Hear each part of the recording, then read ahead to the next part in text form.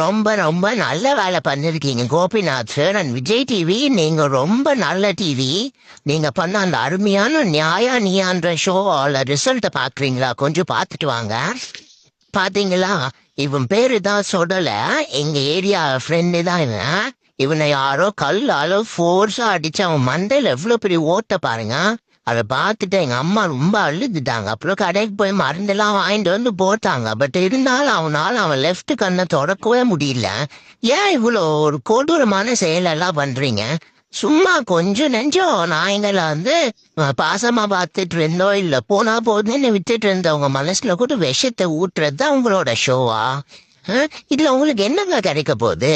வாயிலாத எங்களை அழ வச்சு வழியில துடிக்க வச்சு அதுல ஒரு டிஆர்பி பாக்குறது உங்களுக்கு அதுல எனக்கு என்ன சொல்றதுன்னே தெரியல. அதுக்கு வேற எதனா தொழில் பண்ணிட்டு போயிடலாம். எங்களுக்காக யாருமே பேசக்கூடாதுன்னு தானே நீங்க அந்த ஷோ பண்ணீங்க. எங்களுக்காக நாங்களே பேசுறோம். அதனாலதான் லாயர் மாதிரி நானே இந்த வெள்ளை கொட்டு டைய போட்டுட்டு வந்திருக்கேன். எங்களுக்கு வேண்டியதை நாங்களே போட்டு அடி வாங்கிக்கிறோம். வெறும் இவன் சொடல மட்டும் கிடையாது, அங்கங்க இந்த மாதிரி நிறைய நாய்ங்க இந்த ஷோக்கு அப்புறம் நிறைய அவஸ்தையும் வலிகளும் அனுபவிக்கல. அது மட்டும் இல்லாம எங்களுக்கு சாப்பாடு வைக்கிறவங்களும் நிறைய அராஸ் பண்றாங்களோ. இதெல்லாம் ரொம்ப தப்புங்க.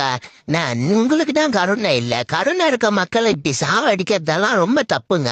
நான் திரும்பி திரும்பி சொல்றோம், நாங்க கும்புற எங்க பைரவர் உங்களை சும்மா விட மாட்டாருங்க.